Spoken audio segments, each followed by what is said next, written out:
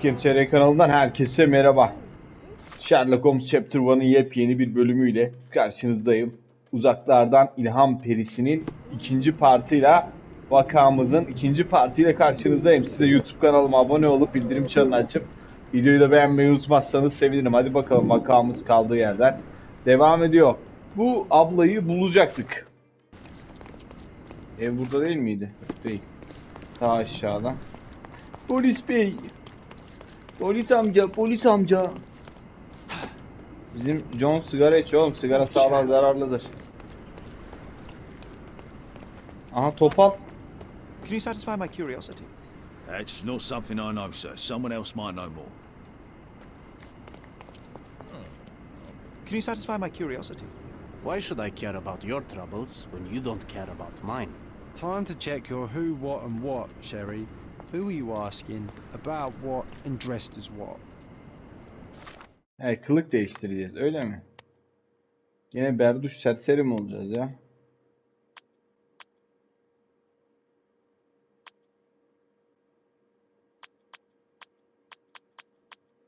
Okey, şöyle bakalım ne olabiliriz?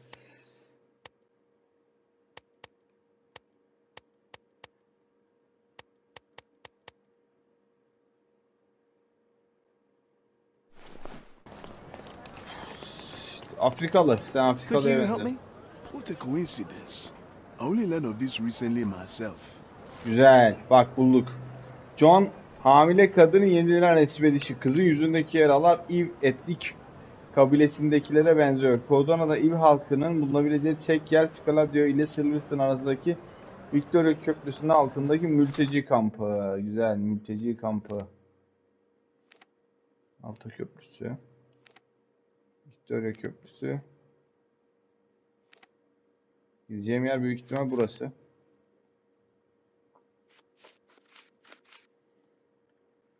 Victoria Köprüsü'nün altındaki mülteci kampı. Şurası.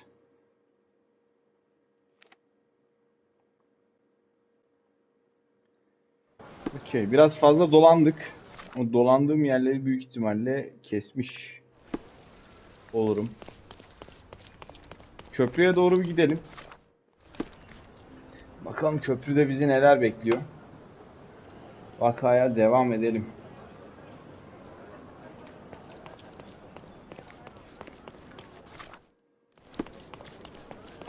Victoria Köprüsü'nün altındaki mülteci kampına doğru ilerliyoruz.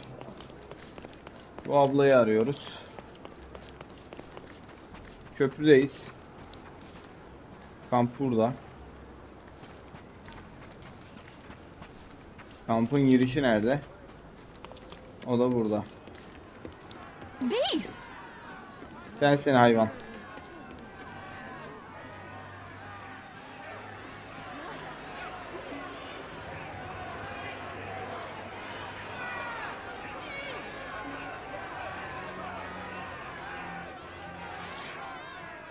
Bir şeyler oluyor burada.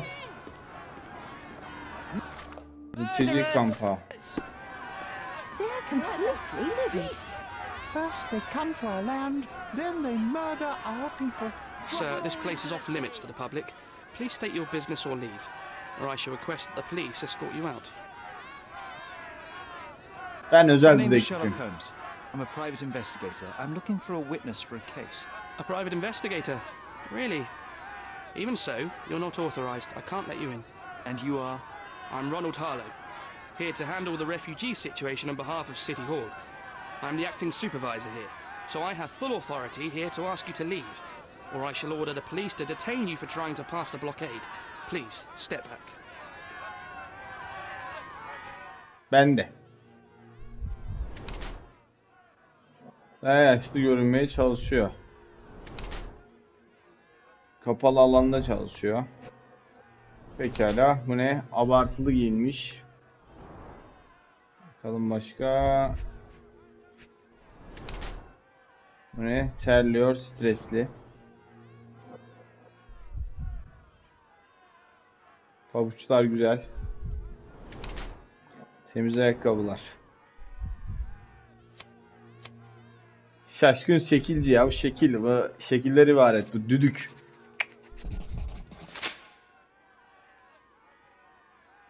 What about the murder that this crowd keeps shouting about? It's mere assumption. I assure you that the situation is under the police's control. I know you want to deal with this in the right way. You are obviously a professional and a responsible person, but you clearly have never handled a situation like this before. I am handling it, Mr. Holmes. Don't question my capability here. And tell me how you do it. You can't even calm this gathered crowd, and as for the police, they're not quite managing it either, are they? You consider yourself a problem solver, but until today, you've been solving problems sitting at your desk in a dark corner of a city hall room. Here, you need a more practical approach. What are you driving at, Mr. Holmes? Sana yardım edebilirim. Situation if you're truly interested in solving things quickly and quietly. And how exactly would you manage that? Bana Simply güven. tell the police that I'm with City Hall and I'm permitted to investigate the scene. I'll work out the rest, but in return I need your help finding my witness. She's a young refugee. She's with child or was with child recently. Look, there is indeed a dead body inside the camp. So even if the girl you are looking for is there, all the refugees are now being detained and interrogated by the police. They won't allow you to speak with her, and I can't do anything about that until the situation settles down. So it's in our mutual interest to settle it. Oh. I suppose that things are bad enough that I ought not shy away from help. All right, Mr. Holmes. I'll tell the police to allow you to come inside. Just tell me when you're ready. Mülteciler buraya Mr. nasıl Harlow, geldi? how did the refugees end up here exactly? Oh. So you're not from around here yourself? Yok değiliz, biz buradayız. Away. İngiliz biz. But I read the papers. Yes. This whole story has been in the Mülteciler papers for çok almost ilginç a year yapıyor. now. They were smuggled to Cordona on a ship from Africa. Smuggled? Then why didn't you deport them? The smugglers managed to sneak them to shore and hide them inside an abandoned warehouse. When the police raided the warehouse and found the refugees there, the ship was already gone. We aren't even certain as to which ship it was. We have busy shipping routes with other colonies these days, you see. So you decided to lock them up under a bridge? There was no other option. We're still trying to work out what to do with them. I only hope we'll find a humane solution and not put them on a raft and float them out to sea. I'm ready to take a look at the scene. All right. Go inside the camp and find Inspector Tewkesbury. He's the officer investigating the scene. Tell him I sent you. Say you're an independent expert from City Hall. He'll fill in the details for you. I'll find my way with words. Thank you, Mr. Harlow.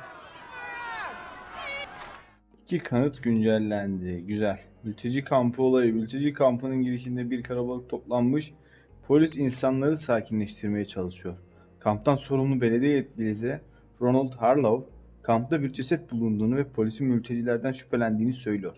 Nere olduğunu öğreneceğime söz verdim. Karşımda Harlow da fotoğraftaki tacize uğramış mülteci kadını bulmama yardım ediyor.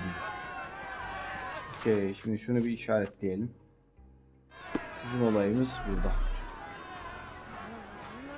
So they keep these refugees under a bridge like proverbial trolls. No wonder the people outside are so disturbed.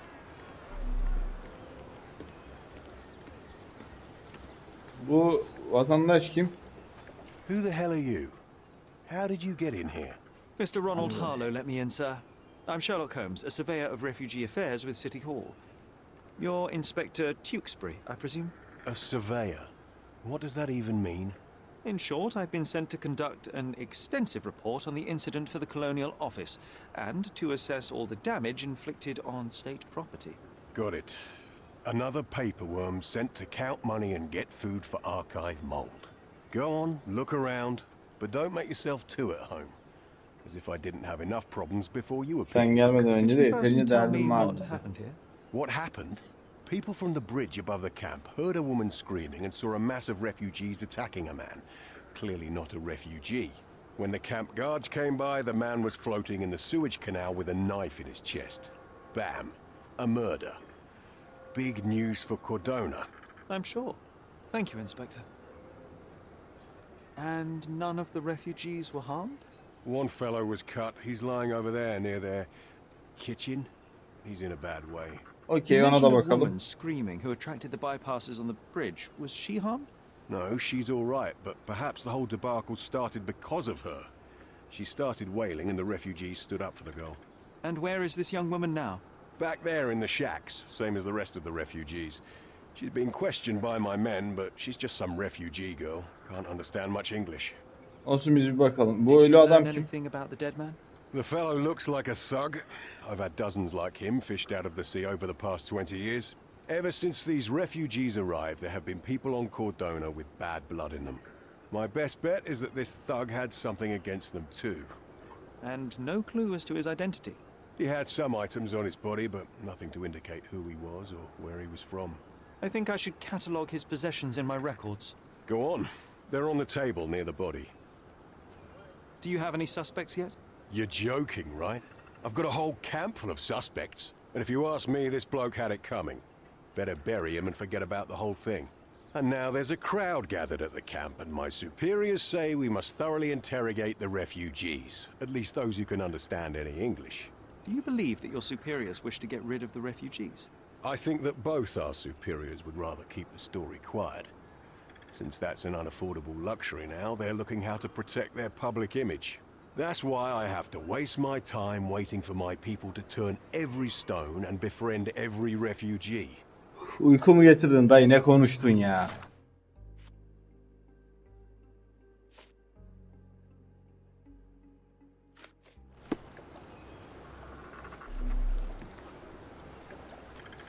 Here we go again. Number of hours on Cordona before stumbling upon another dead body. 0. Burada bir şeyler var. Topuklu ayakkabı. 43 numara polis Police botları. boots. Always happy to 4,5 a çıplak man's ayak footprint. izleri. 4 numaralı A heavy hasarlı boot with a taban. worn out sole.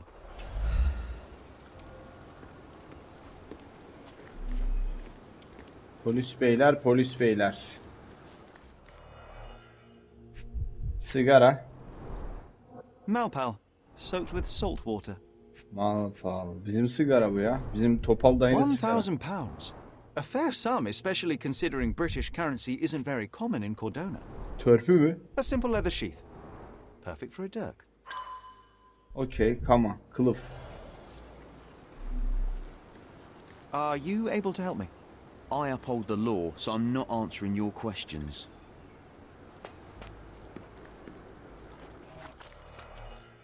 Okay, bir dayı var burada.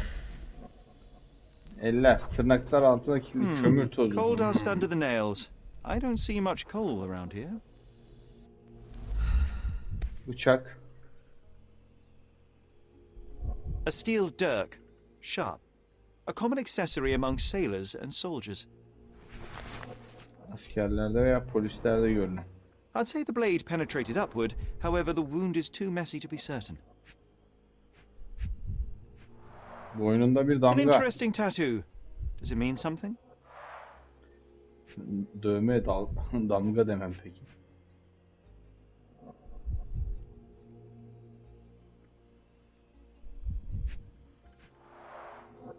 Heavy boots, with one sole far more worn than the other. Aha, bizim This Topal man adam. was limping, John. A violent death. But this man, limping. Coal dust. I think we're onto something here, John.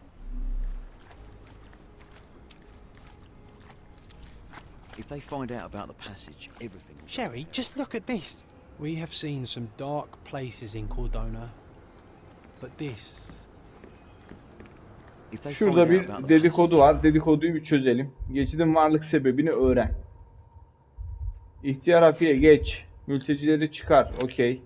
Kraldan çok kralcı geç. Kamp karantinada al. İsteri geç. Düşük maaş geç. Para. Okey, güzel. Mülteci kampında neler olur? Polis memurları ceset yüzünden kampın tam tecrit altına alınacağından ve kurdukları tertip sayesinde sağlıkları para akışını kaybedeceklerinden korkuyorlar. Okey. bloody mouth shut.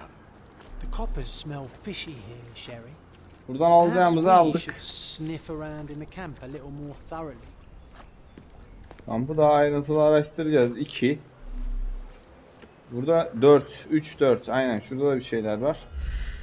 Bir ayak izi kaymış. A furrow in the ground. A blood trail leading to or from the canal. Şurada bir şey var. 3, 4, 5 olacak bir tane de. Kırık vazo. Kan izi. Someone bled profusely here. Şurada da kırık vazolar var. Onlarla alakamız yok.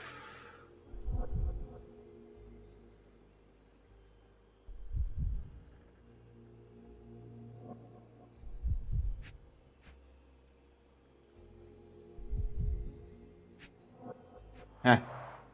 A fresh crack, as if the crate was hit recently. Darbe almış. Güzel. Tamam. 3, 4, 5. ipucunu bulacağız. Şimdi polislerin koydu. 8.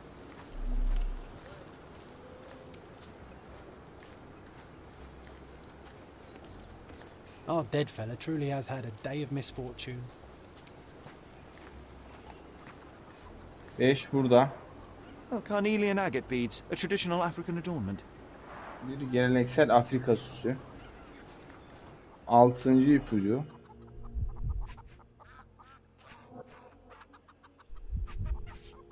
Bu ne? Baston mu ne bu? Sopa. It might have been used as an improvised weapon.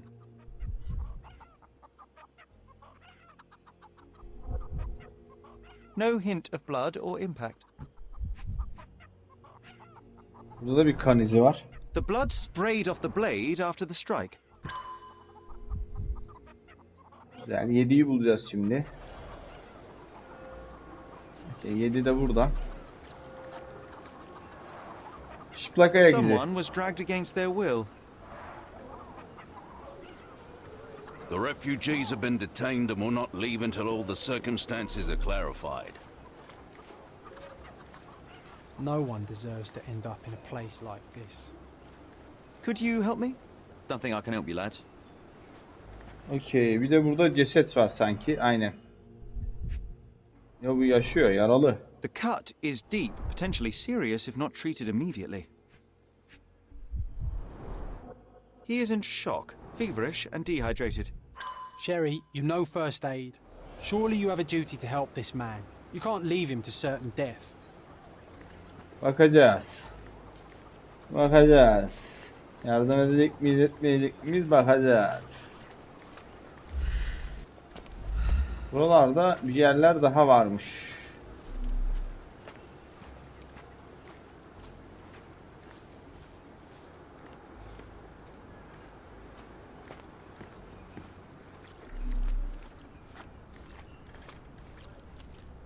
Such a mess. Let's figure it out.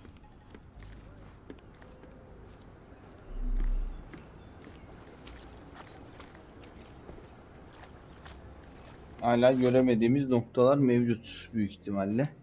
Bu ne? John kampta soruşturarak daha çok bilgi edinmeni öneriyor ama bu kampı tamamen terk etmeden önce yapmalıyız. Çünkü kamp yeniden tecrit altına alınabilir. Bir sürü şey var burada.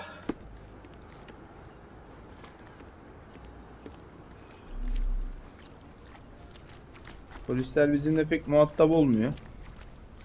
Anladığım kadarıyla. I uphold the law, so I'm not answering your questions. Aynen. Polisler pek bize muhatap olmuyor. Tek bu vatandaş var sigara içen. Bakalım ne yapacak. Are you able to help me? The law can't help you with that. This isn't working. You might need a different tack. Okey. Burada işimiz yok gibi. Ha 9 varmış. Bak görmedim 9'u. Clearly a left handprint here. You know what? I'd like to understand. What? How did our dead man end up inside the camp in the first place? Yabancı kampa nasıl girmiş?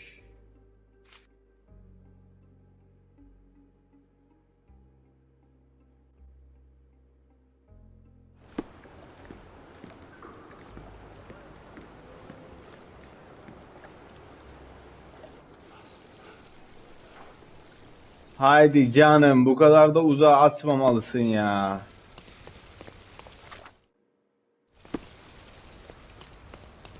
Oğlum mülteci kampının dibine atsana beni ya.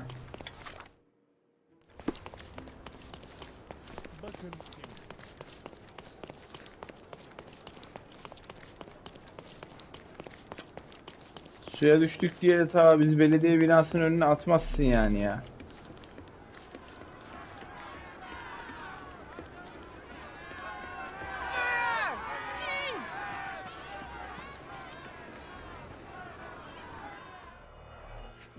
Çok sigara içilmiş burada belli. A Almaz. single Malpal butt. Roadman's cigarettes. A brand highly regarded by law enforcement officers. So there wasn't any sophisticated infiltration plan. The good old police just let the man into the camp. Now we have everything we need to get the full picture of what happened at the camp.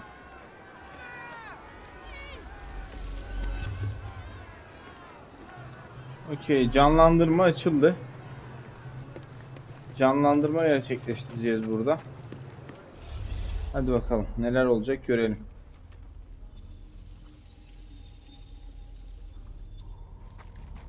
Çok fazla nokta var. Burada böyle bir şey yok. Sürüklenmiş çünkü. Evet, bu ikincisi olabilir.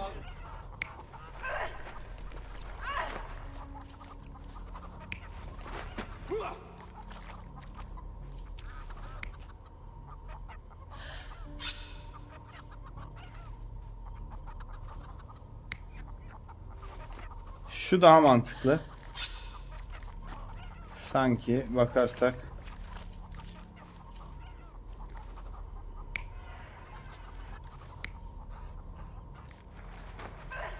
Kadın burada düşmüş, kolye kopmuş, kabul. Burada neler var? Ayak izleri. Yok. Öyle değil. Böyle. Evet, çarpmış.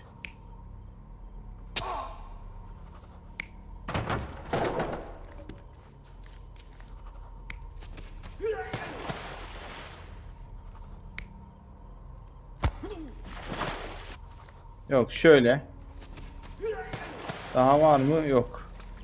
Onaylayalım bakalım. Doğru muyuz? Tek attık. So we have a thug who came to take a refugee woman Nice. with him. She resisted, but he dragged her by force. One of the refugees stood in his way, armed with a stick, yet he could do nothing against a cutthroat with a blade. The man didn't anticipate that the other refugees would intervene and stand against him. In the confusion, the woman managed to break free. The thug took fright and fled. He was stopped by the falling crates. He stumbled and fell, piercing his chest with his own blade. However, the wound didn't cause instant death. He managed to stand, but still bleeding, he lost his balance on the bridge and fell. Before all of this, the man had freely entered the camp through the main entrance. The police admitted him after they had a short smoke together. You live by the sword, you die by the sword. In our Polisle man's birlikte. case, it's the same sword. Şimdi dur. Ondan sonra geldik, bu tamam. Bu ne, başarısız kaçırma. Burada diyor kampta bir şeyler var.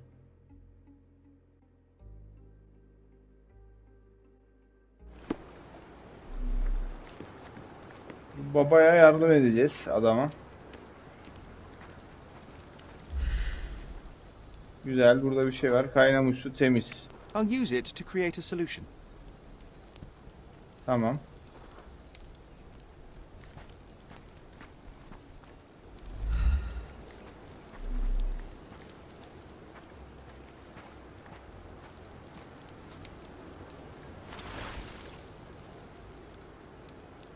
Yaralı mülteciye yardım.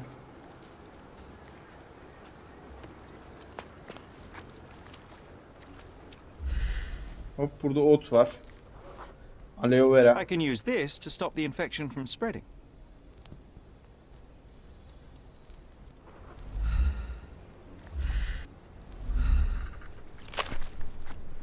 Güzel.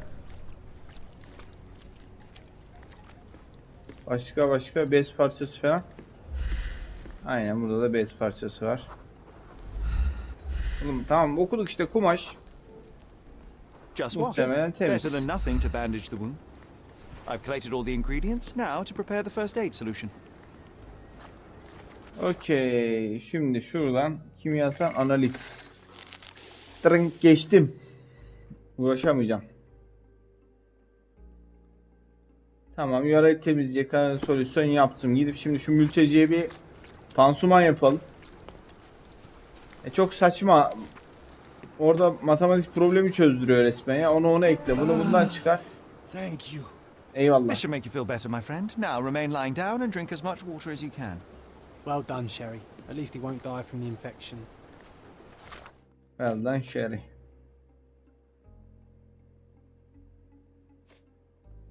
Evet, şimdi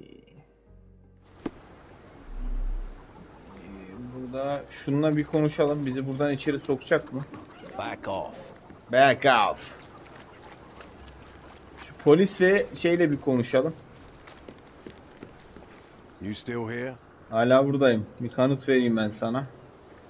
Yaralı Your mülteci. problem, not mine. Başarısız kaçma. Inspector, I believe I can aid your investigation. I know who the dead man is and what really happened here. You do? Well, good for you. But I'm afraid I'm not the one you need to share your findings with. Speak to Mr. Harlow here. He's the one responsible for settling things in the camp. You don't even care to listen? Oh, I do care. Maybe even more than I need to. But I'm only here today to lock the place up, question witnesses, and file the facts. It's sad, but coming up with conclusions is not among my tasks here. You fellows at City Hall do that. Anyway, speak to the supervisor. I'll just stand by and listen to what you have to say.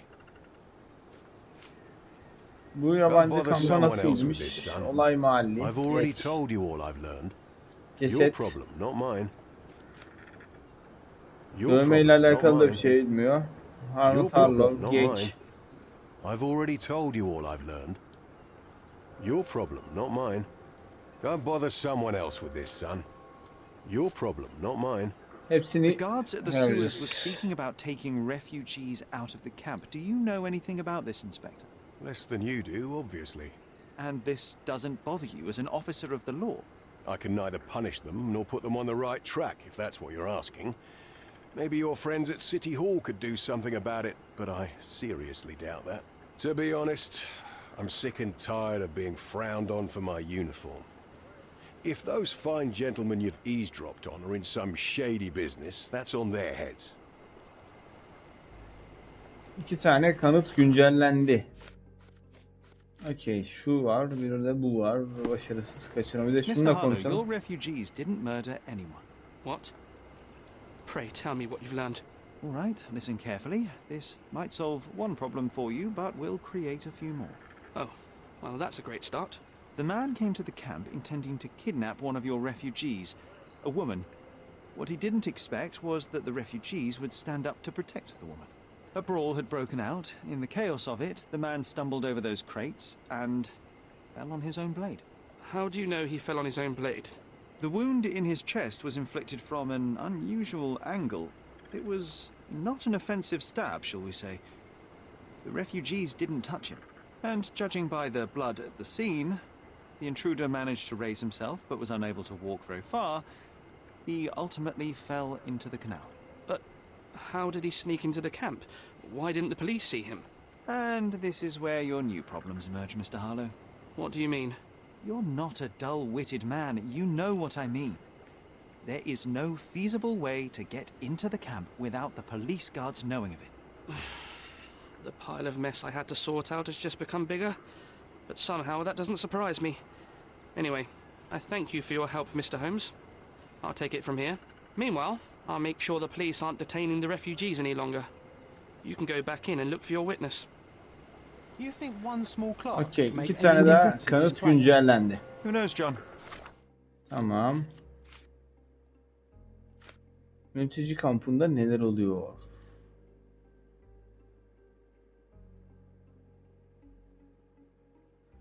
Meslektaşları böyle bir rol karıştığını duyunca pek de şaşırmış görünmedi.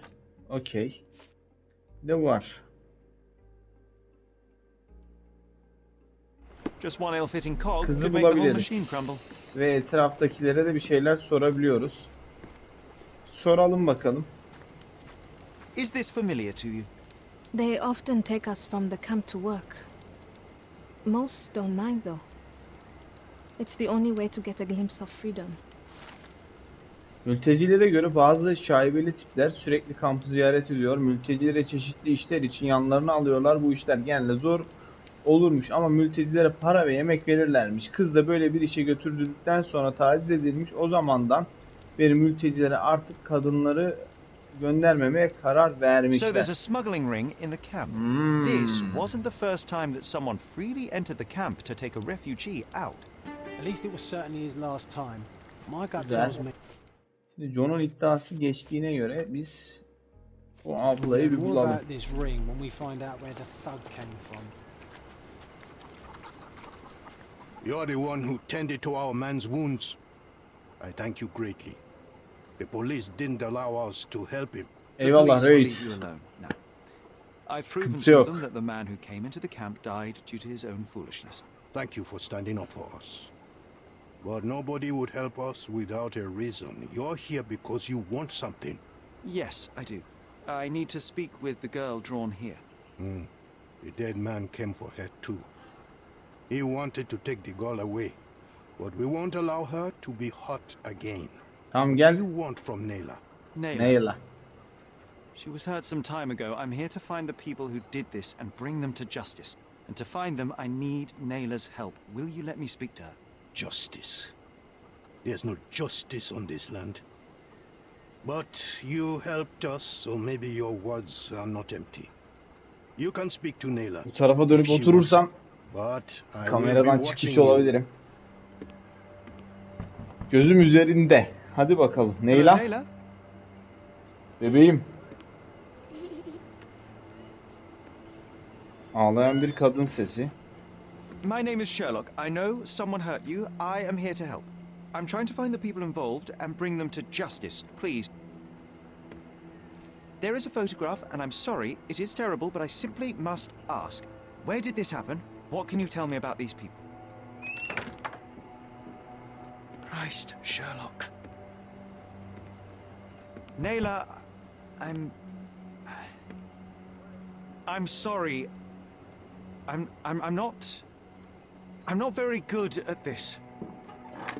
You come here for me, but you are rude and cruel and condescending. Yok be abla, bu Sherlock'un genel hali. The man had this cross. Haç. Adam haç Now go takıyor. away. Şimdi git bizi Leave rahat us bırak. be. I do not need another white man's help. Okey. Neyla'yla da konuştuk. Oh, glad that wasn't me. Not my best work, John. By a long shot. Evet, birilerine bir şeyler sormamız. Bu adam buraya şans eseri gelmedi. Bu vakada çok önemli bir rolü var. Ve bu dövme bu rolü öğrenmemi sağlayabilir. Okey. Kanıtı iliştir. Zihin sarayı. Vaka defterine geri dön. Yeni bir şeyler çıkardık. Evet. Neymiş? Neymiş? Bu rozetler genellikle koridorlarda bırakın çalışma. Çoğu ziyaret bile edemez. Nayla doesn't want us meddling. I'm starting to wonder what this all achieves. But she helped you anyway. Now we know that At least maniac's some of face your and the kind have crossing a wall, heart. We can still catch Thank him. you again. Eyvallah reis. İyi misin aslan? Hadi ben kaçtım. Şu abilerle bir görüşelim.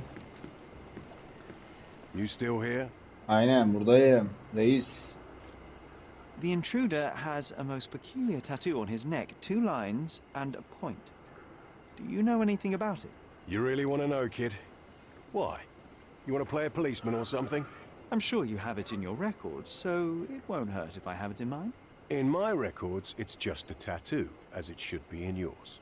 Ah, to hell with you. Suit yourself as to what you're going to do with it. Off the record, though, such tattoos are often connected to a man named Mr. Niccolo Bernadotti. Bernadotti, you say? A respectable businessman in Scalario. His company imports goods and wines, and smuggles everything that can be smuggled between the colonies and the mainland. His people can be identified by an obscure tattoo, just like the one over there our friend has. But these are all merely rumours, you see. If Mr. Bernadotti was a criminal, he'd be in prison now. Or hanged, right? Peki. Önemli kanıt toplandı. Reis sen ne diyorsun? Tüm kanıtlar toplandı. Buradan bize müsaade. Şimdi arşiviye gitmemiz lazım. Suçlar. Kaçakçılık. Değil mi? Şarap kaçakçılığı aynen. Güzel. Şüpheliler, memurlar. Şüpheliler. Kanıt, suç aleti, el konulanlar, suçlu davranış, mahalleler. Dur bakalım neredeydi? Şikole diyor. Ah, nice. Yok, bu adam bir nişan. Bu belediye tarafından verilmiş olabilir bu nişan. Bu nişana nereden bulacağız? Belediyeye gidelim o zaman. Bir belediyeye gidelim biz. Nişan aleti. Belediye neredeydi? Belediye buradaydı. Hop.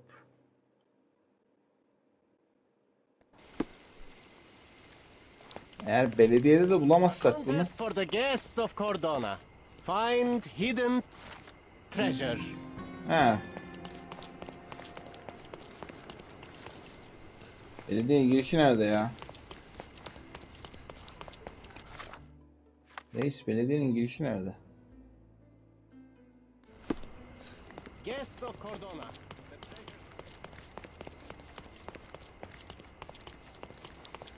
Hoppa. Abla. Abla deme, lazım olur diyor. Fena. Naber John? Özel, vatandaşlar, yetkililer. Özneler. Yetkililer, diğer.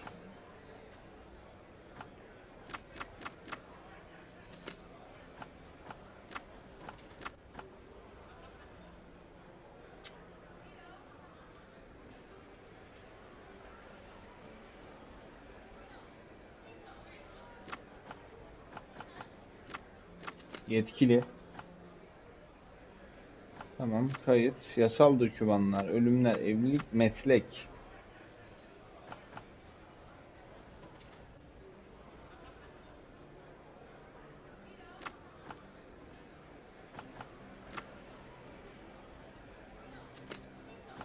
Britanya. Thomas Norton'un profili. 1840 yılında Londra'da doğmuş. 1960 Oxford'dan mezun. Sekreter olarak İçişleri Bakanlığı'nda çalışmış. 1 Mart 1978 tarihinde belediye kendisine kabine tarafından delegesi ilan etmiş. Bu adamı da bulduk. Güzel.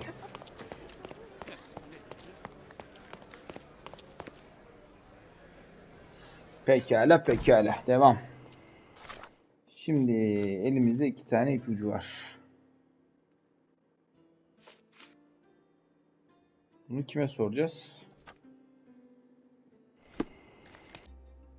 Şurada bu adamın nerede? Bazar Caddesi, Scaladio'da Bazar Caddesi ve Romalı Caddesi'nin kesişimi. Bazar Caddesi.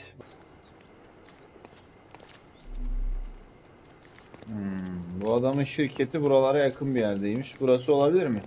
Aynen burası. It seems they're not expecting guests. I won't wait for an invitation, John. Davet beklemeyeceksek başka bir yerden giriş yapacağız. O da burası.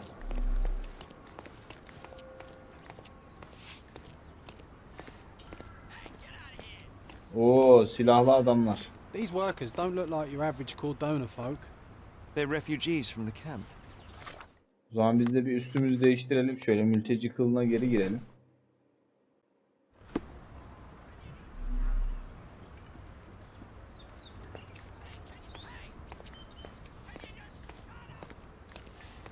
Do you Şundan know anything konuşalım. about this? Sorry, we don't see much here.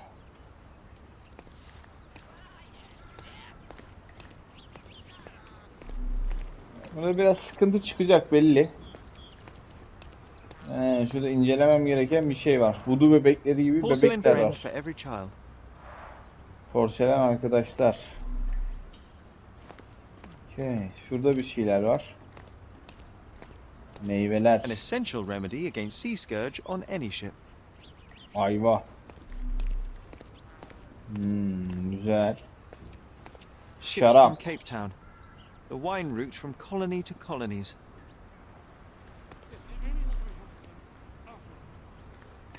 Şurada bir şey var. This earthenware came a long way from the Staffordshire potteries. Bernadotte doesn't miss an opportunity to occupy every niche in the market. Başka? Buradaki reisle bir Help konuşalım. me, please. Sorry, we don't see much here. Buradakiler, bunlar pek konuşan tipler değil. Dolayısıyla şu vatandaşa bir yanaşalım. Excuse me, just one question. Do I look like a man who can help your kind? Oh, I am bored. Call me when you find the answer. Cevabı bulduğunda beni ara.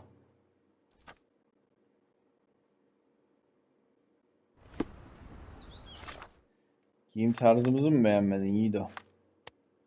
Nerede benim beyaz takım? Bir de benimle satisfy my konuş. curiosity. I'm sorry, but I've never heard of that.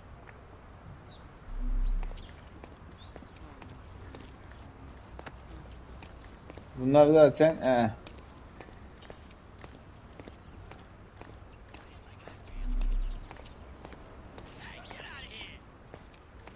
Şu dayıyla bir konuşalım. May I ask you something? I'm sorry, but I've never heard of that.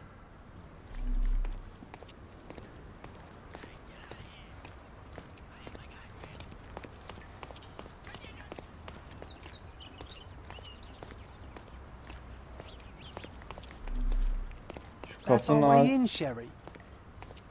ağzındaki adamla bir muhabbet etmemiz lazım. Hey, yo. This is private property. You lost something. I'm here to discuss business with Mr. Bernadotte. I tried the front door, but... Mr. Bernadotte isn't seeing anyone. You have 3 seconds to walk away or you'll never walk again. Capito? It's in Mr. Bernadotte's best interest to... 1. Listen, Adamlarımızdan biri öldü. sent up... 2. Ona vuralım. I did try to resolve this peacefully. Yapacak hiçbir şey yok. Olaysız halletmeye çalıştık.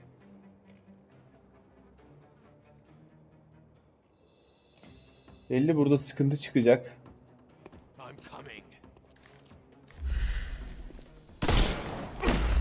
Hoppa. Hop. Nice. Yat aşağıya. Don't Biraz bother moving. kalabalık You've lost. gibiler.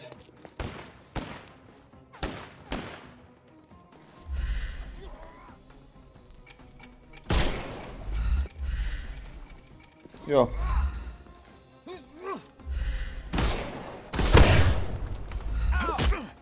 Hoppa. Güzel, yat aşağıya. Don't cry, you'll live. Şarjör. Neredesin Yiğido?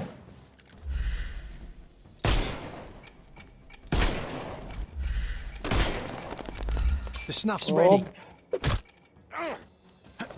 Bu da gitti. No, Güzel. give him the pepper snuff. Daha var mı? Var. Hop, aslan. Geldim, bekle. Öyle ateş edip elleri kaldırmak var mı? He? Var mı öyle Yiğido? Give him the pepper snuff.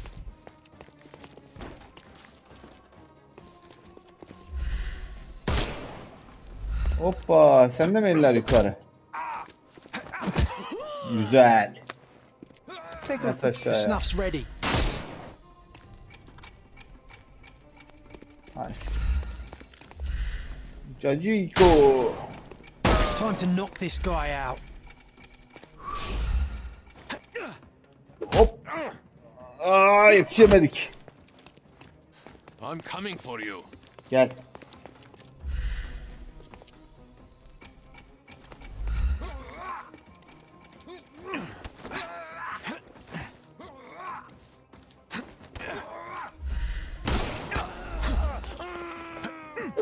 Hop. Aa, yetiştim. Yat aşağıya. Don't cry, you'll live. Daha bitmediler mi ya? We can overcome the brute now. Oo, fena.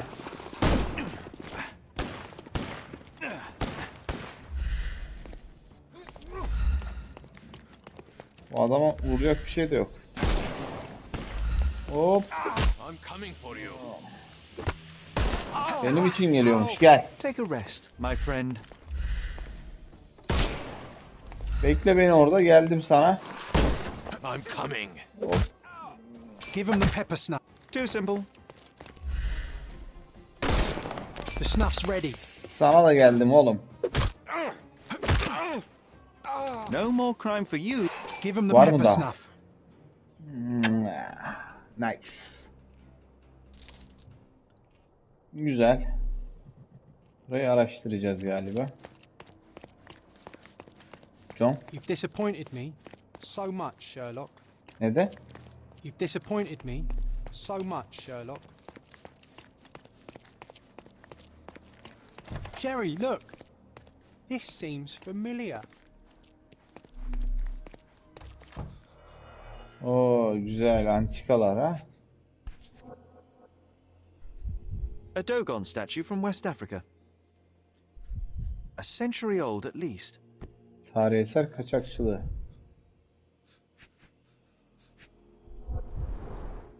Masks, traditional for the Chokwe people of Central Africa.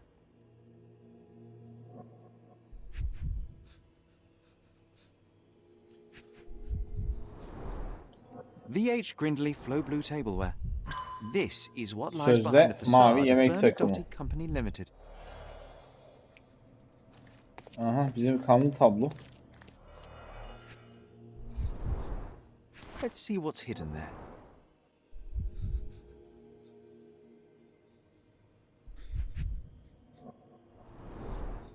Vogel's stolen painting. Isn't it curious how it developed into a much more interesting case? Galeriden çalınmış tabloyu da bulduk. Alabiliyor muyuz? Alamıyoruz. Hop, geri çık. Bakalım başka bir şey var mı? Dayı sen ne yapıyorsun? No, sir. Bak, tamam. Don't hurt me. It's all Benlik right. bir şey yok. I won't harm you. Like you didn't harm the folks on the way here. Burayı açamıyoruz. Burada da bir şey yok.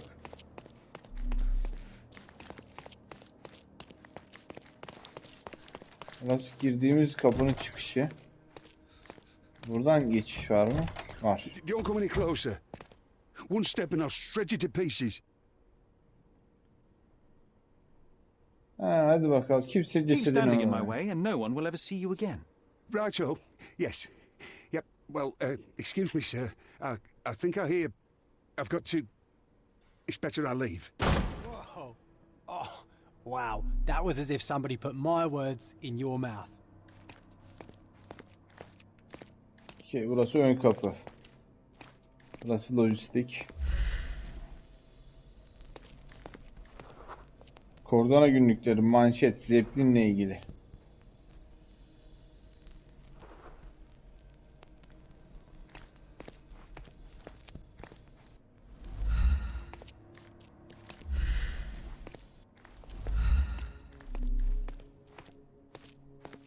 Burası da kapalı.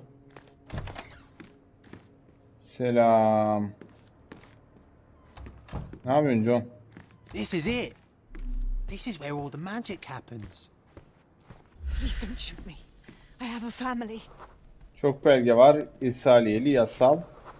Pahalı belge, balo davetiyesi. Okey, başka? Sokulgan eski öğretmen. Spare me.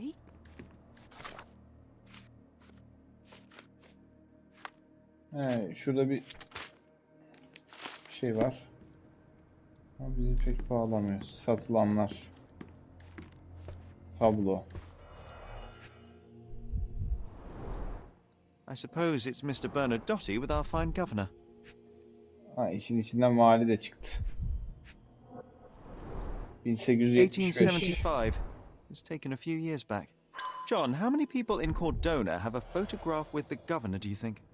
You definitely don't have one.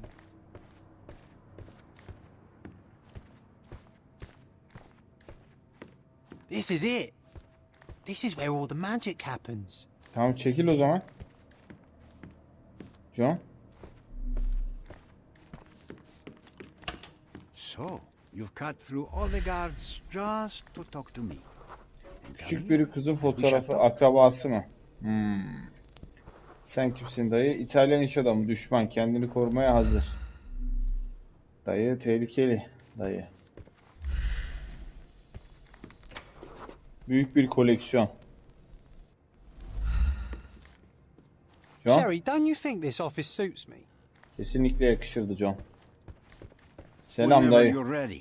I'd hate to intrude. Gözlemle. Boyunda bir iz. Aynen dövme. Diğerlerinkinden farklı. Büyük ihtimal rütbesel bir durum. Pis işten kaçmıyor. Okuyamadık. Silah var.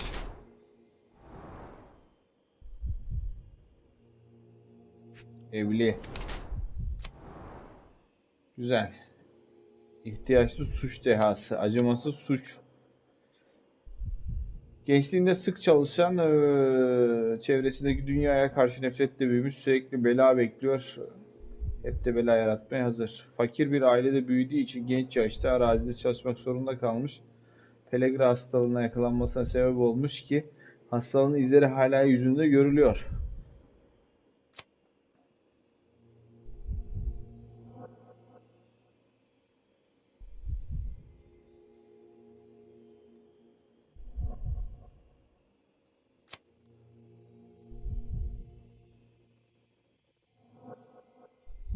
Acımasız suçlu orada ya. Bu. Bad news. The thug you sent to the refugee camp only succeeded in stabbing himself.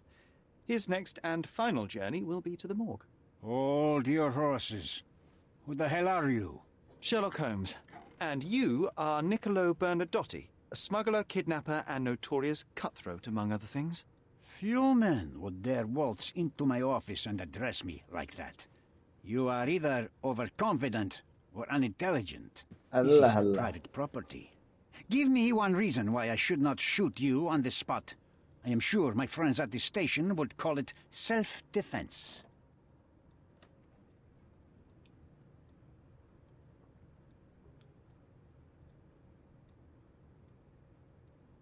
Mr. Bernadotti, do you know the name Boniface Mercurio? I do not. Mercurio was a local artist. Recently, a man broke into his apartment, ransacked the place, and killed him. The thief was looking for something. You are testing my patience, boy. In a moment, the connection will reveal itself. Biz çok sabır sınadık. As I said, your man was found dead in the refugee camp. He was there to kidnap a woman, but the other refugees intervened to try and save her. The ensuing scuffle resulted in the man's accidental suicide.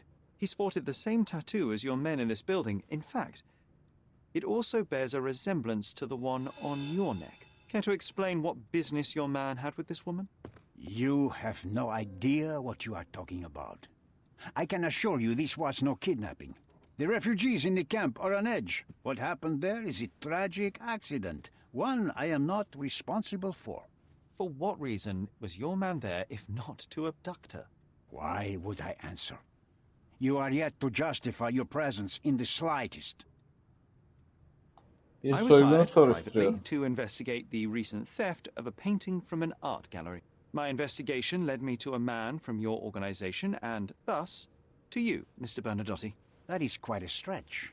Why would I need to steal a painting when I could buy anyone I wanted? Interestingly enough, I spotted the stolen painting in your storeroom.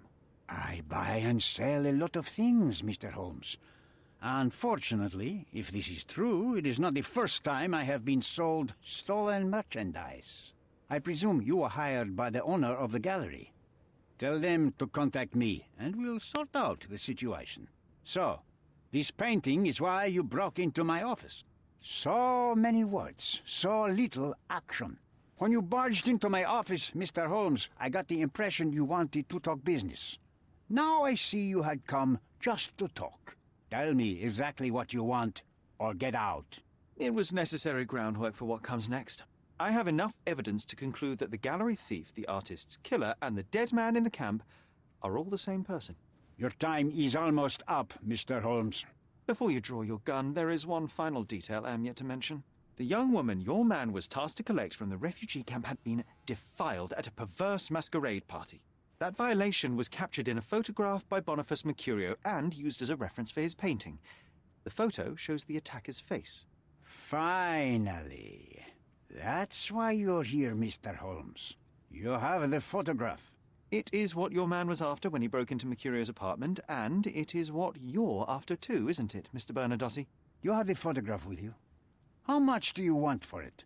I am not naive enough to carry it with me, but I am yet to decide what I shall do with it.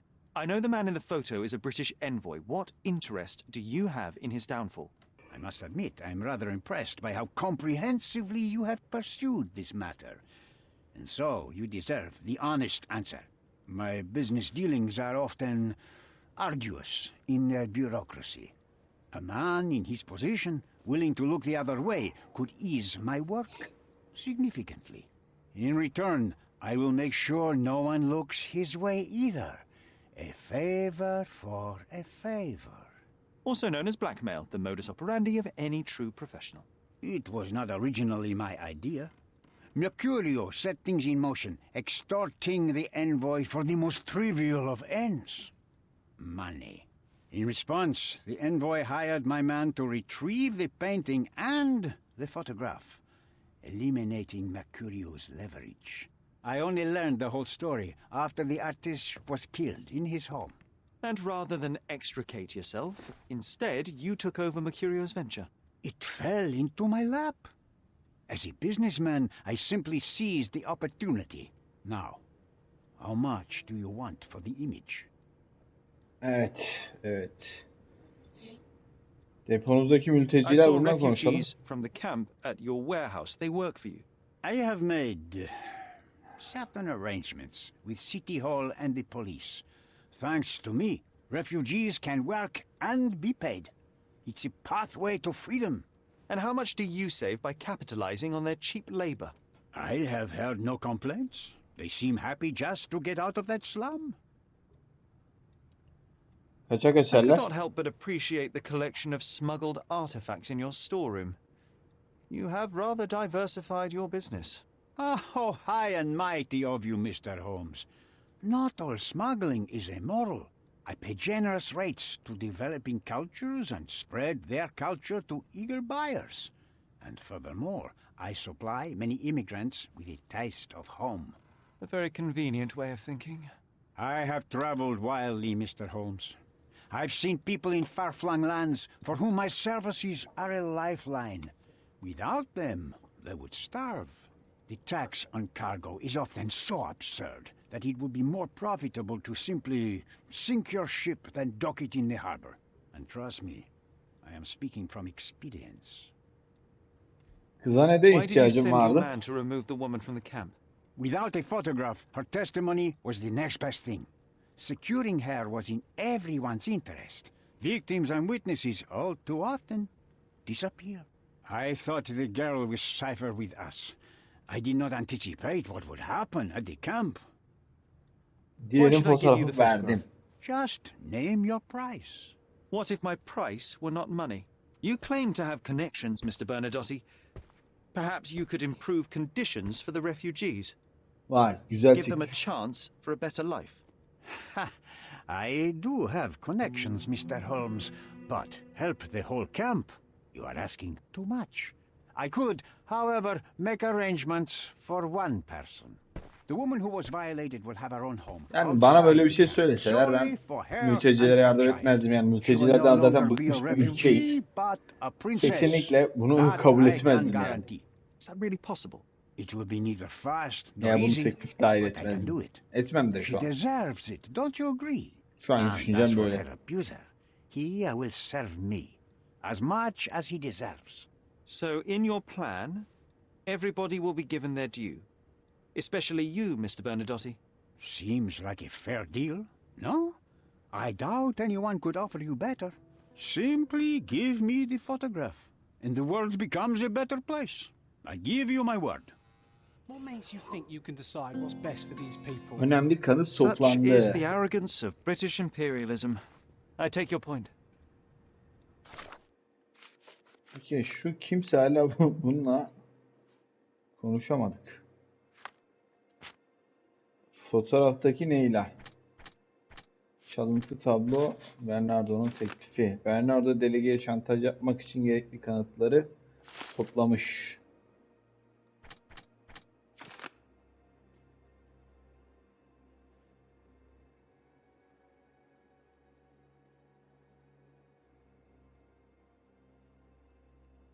Bu tür özetler genellikle üst rütbeli yetkililere verilir. Fotoğraftaki saldırgan da böyle bir yetkili olabilir. Saldırgan yüksek rütbeli yetkili. Bununla ilgili kimle konuşabiliriz bilmiyorum. Yani vakayı çözemiyoruz şu an zaten. Evet, kirletme. Kirletilme kurbanı. Neyle kirletilmiş ve neredeyse kaçırılıyormuş. Öncelikle onun ve bebeğinin güvende olduğuna emin olmalıyım. Hoppa.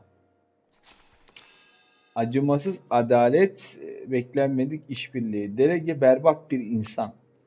Bernadotti ve bu korkunç durumdan faydalanmaya çalışıyor. İkisine de güvenemem. Gerçek ortaya çıkarılırsa tüm sorunlar çözülecektir. Fotoğrafı Vogue'la vermeliyim ki her şeyi ortaya saçsın. Ama Neyla ve çocuğunu mutlu hayat söylerken ikna edici konuştu. Şu an önemli olan Bernadotti delegeye şantaj yapmasına için bir kanıt ver.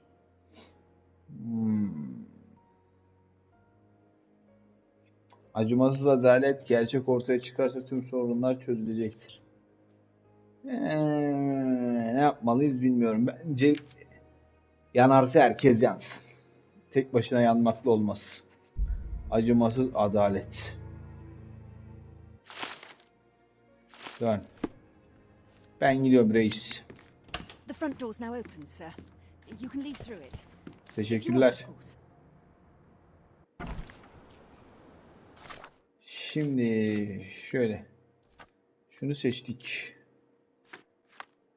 Burada fotoğraftaki kadın Neyla. Şimdi biz nereye gideceğiz? Angelotti'nin yanına. Koşmaya gerek yok. Zaten yeteri kadar koştuk. Bu olayı bitirelim. Çocuklar. Bak çocuğum çekil önümden.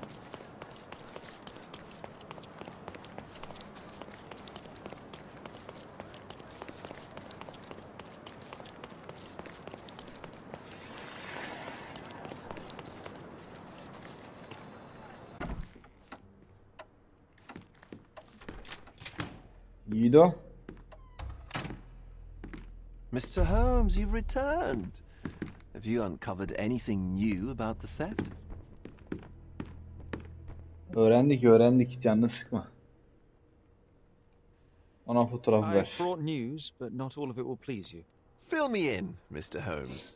I won't shoot the messenger. Hırsız öldü. I located the thief, but found him rather cold. He was tight-lipped about the painting too. He's dead. How very droll, Mr. Holmes. One presumes you were not responsible. It was an accident at the refugee camp. He impaled himself on his own knife. Life is nothing if not cruel and capricious. I tracked down Boniface Mercurio. Mercurio. He was not having a good day on account of his murder. Killed in his own flat by the same person that stole his painting. Oh, sweet Mercurio. Perishing in the pursuit of his art. How apt. I will miss his exceptional sense of humor. What about the stolen painting? Have you located it? Tablon. I found the painting, but I could not retrieve it. Well then, where is it? In Bernadotti's office. Bernadotti? That shady businessman? Why would he steal it from me? I'm afraid you'll have to ask him yourself. I take it you found something more then. I found the source of Mercurio's artistic inspiration. A photograph. What troubled me was that the sexual act captured was non-consensual. She was violated? Dear God, how despicable. Her abuser was in fact the British envoy. Mercurio took a picture of him committing the atrocity and then used it as artistic inspiration. I had no idea a mere break-in would eventually expose such barbarity. Mr. Vogel, I want you to make everything public, including the photograph. I'm sure you have a connection at the Cordona Chronicle. Mr. Holmes, Loyal to your own truth till the end. Yes, I'm acquainted with the staff of the Chronicle.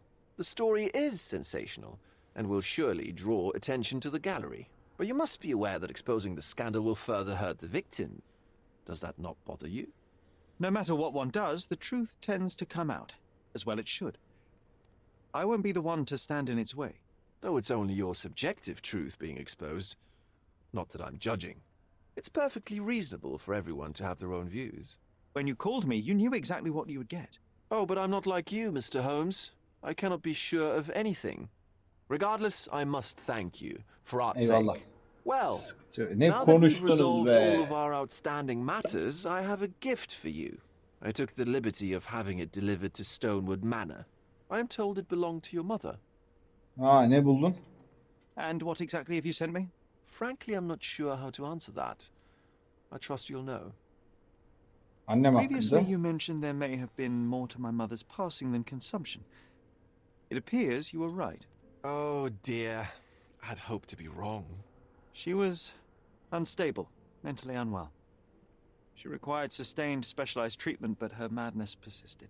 I knew that Violet had disappeared from the public eye, but had no idea of her suffering.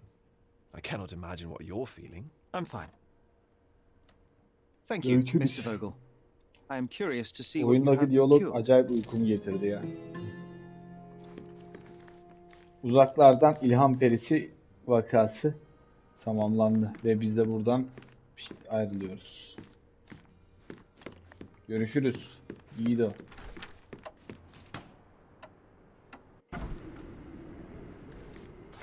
Şimdi bizim olayımız bu. Şimdi haritamızı açtık. Malikanenin oradaki hızlı seyahat noktasına bir ışınlanalım. Neler gelmiş bir görelim, ne gelmiş. Ön kapısına getirmiş. Burada birileri var. Mr. Sherlock Holmes, I presume. Correct. With whom do I have the pleasure? Emilio Estevao. Happy to make your acquaintance. I am here on behalf of Mycroft, your brother. He is on his way to Cordona. In the meantime, he requests your assistance with a sensitive matter. My orders are to provide you with the details. You have my attention, Mr. Estevao. Mark Ridley, the son of General Arthur Ridley, is being blackmailed. Suffice to say, the compromising material is of a delicate nature. The matter is of no small importance to the Crown, especially given the status quo on Cordona.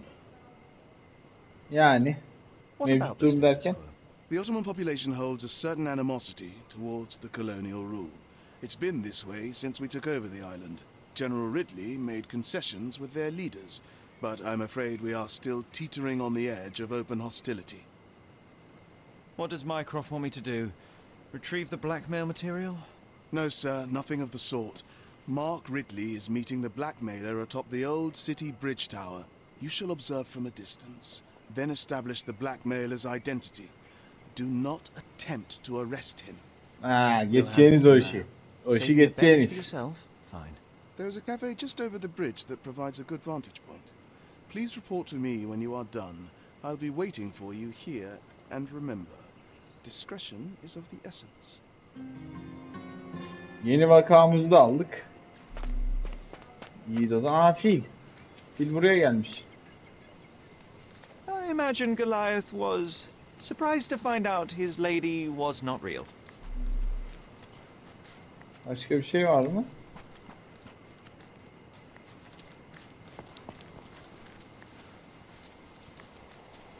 Hadi. Yok. Bir de bu kutu geldi.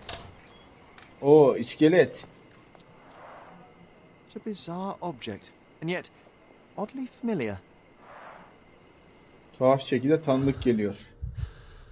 Okey. Devam ki.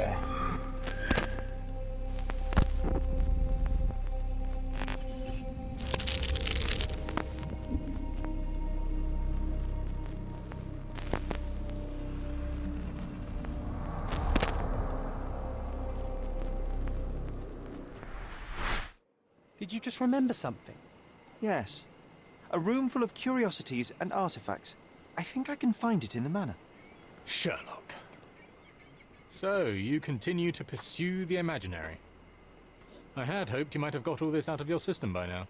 Mycroft, what are you doing here? Get out of my house. It's my Vay house, vay. actually. Abimiz geldi ha. I've come to bring you back. I have no interest in returning, let alone with you. I know you lied about Mother all these years, claiming she was merely ill, but she was unstable. She never had tuberculosis. She was not recuperating, but mentally deteriorating, and you never once thought to tell me. How dare... I shall not indulge this petulant tantrum. You can just tire yourself out and then slink back to London with your tail between your legs. Just tell me everything. I'm an adult now. Show me the basic courtesy of an explanation. You know I will find out eventually. The goal was stability, and that's what you got. The right thing for everyone was to try and move on from her passing. The consequences of one's actions determines what is right or wrong. Yes, exactly. The ends justify the means. After leaving Cordona, Sherlock, you had a normal childhood. In London, I was able to support you, guide you, shape you into a fine and productive young man. You have so much potential, so much to offer society. But that's not the end. Now I found the truth, and it has shattered everything I knew about her, about you, and about myself. I feel unstable because of you. Your actions were not justified. Lying never is. Oh, grow up, Sherlock. It was a white lie which has as much use in the realm of the interpersonal as the international. It is time you come to accept that some things are bigger than yourself. Oh, you Allah are full of Allah. it. You like to pretend you care about the big picture, but it's just an ego trip. You like knowing more than others. You like greasing palms and rubbing shoulders with the rich and powerful. You like having eyes and ears everywhere. The fact it helps the nation is incidental, because all you care about is yourself. It's true. I have agents everywhere, including Cordona. If you weren't so damn stubborn, you'd realize that means I'm only here for you.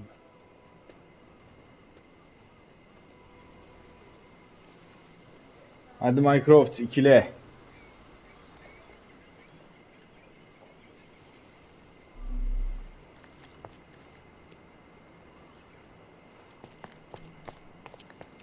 Hop eve bir girelim.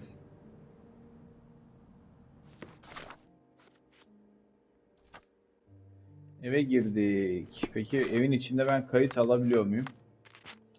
Oyunu bir kaydet. Anne sevgisi. Kaydedildi oyun. Evet, burası bizim için bölüm sonu.